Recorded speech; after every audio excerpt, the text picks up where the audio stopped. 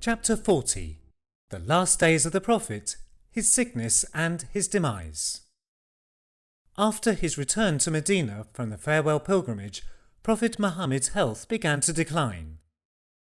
During the days of his illness, he visited the graves of the Uhud martyrs and performed the funeral prayer. Leaving his house on another night, he went to Medina's graveyard and entreated God's forgiveness for those buried there.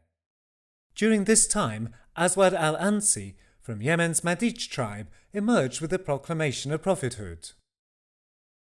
Advancing upon Sana'a with a force of up to 600 cavalry that he gathered from his tribe, Aswad killed Shahar because he opposed him, forcibly married Shahar's wife Azad, and took control of the region.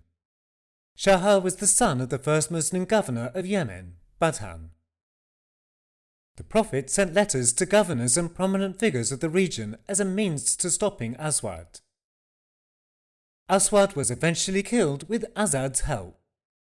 In the meantime, Musaylima the liar from the Hanafa tribe, who sent a delegation to Medina, apostatized on the delegation's return to Yamama and declared prophethood. The Prophet sent him a letter inviting him anew to Islam. In his letter of response, Musaylima proposed partnership to the Prophet, claiming that half of the earth belonged to him, while the other half belonged to the Quraysh. In his reply to Musaylima, Prophet Muhammad stated that the earth belonged to none other than God, and that God chooses whom he wills from his servants to inherit the land. Musaylima was killed during the caliphate of Abu Bakr. In the 11th year after the emigration, towards the end of the month of Safar, May 632, Prophet Muhammad decided to dispatch an army under the command of Osama ibn Zayd to the Byzantine land where the Battle of Mu'tah had taken place. The army set up base in the Juruf region outside of Medina. When the Prophet's condition deteriorated even further in the meantime, Osama decided not to advance, but to wait. During this time, Prophet Muhammad suffered from headaches that intensified from time to time as well as high fever. During his illness, he went to lead prayers in the Prophet's mosque with the help of his companions. On one such occasion, he climbed to the pulpit and said, "A servant has been allowed to choose this world or his Lord." He chose his Lord.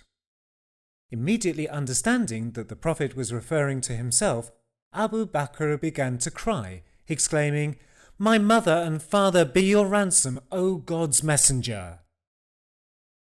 The Prophet consoled him and told him that he was very pleased with him. Thereafter, reminding the emigrants and helpers of their mutual sacrifice and virtues, advised them to act in unison. He later instructed those who had rights over him to come to him to ask for their rights. He counselled scrupulousness regarding the rights of others and paying debts on time, and cautioned against turning graves into temples, as witnessed throughout history. The Prophet's last will to his daughter Fatima and his aunt Safiya is noteworthy. Perform acts of goodness valuable in the eyes of God. Otherwise, I cannot save you from God's holding you to account in the hereafter in matters of the permissible and the prohibited. The last wishes that the Prophet expressed to the Muslims encompass such issues as treating those for whom they are responsible with kindness, displaying meticulousness in their preparations for the hereafter with the consciousness that they will be held to account, and paying special attention to receiving foreign envoys in the best possible way and presenting them with gifts.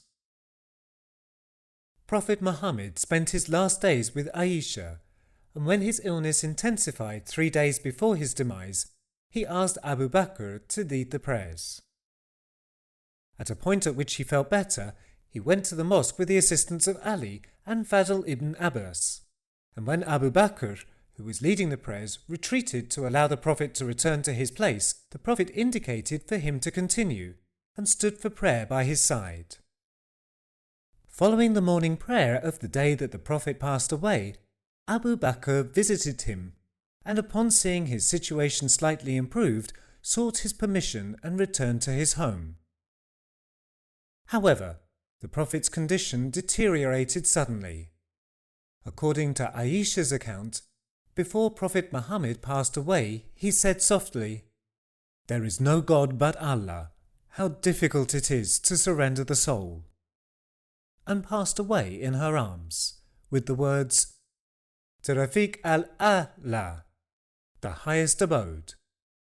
13th Rabi al-Awwal, 11.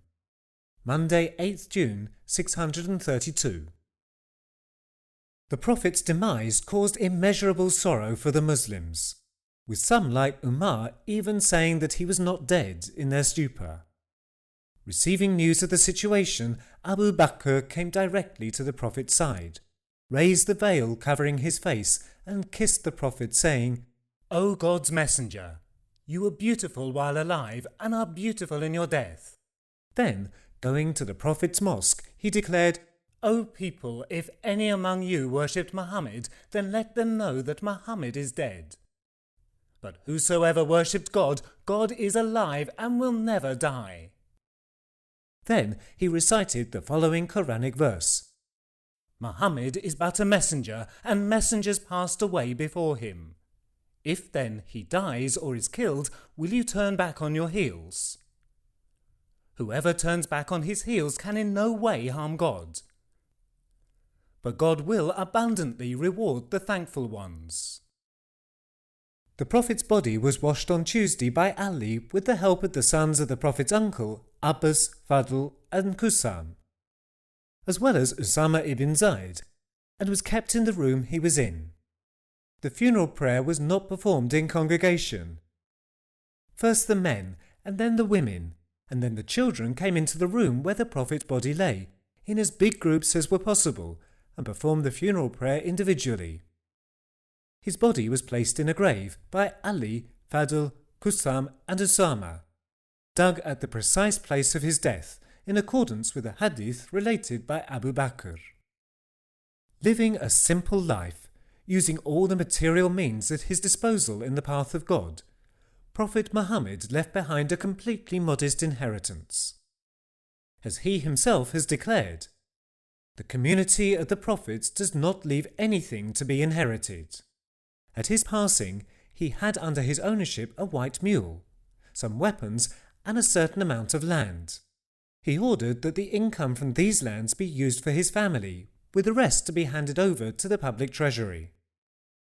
Stating a short time before his demise that he would be ashamed to face God with these, he wanted the 7 dirhams that he had in his possession to be distributed among the needy. A suit of armour that belonged to him was given to a Jew as security for the payment of money borrowed from him. As for Prophet Muhammad's spiritual legacy, it is very great and valuable both for his community and indeed for all humanity.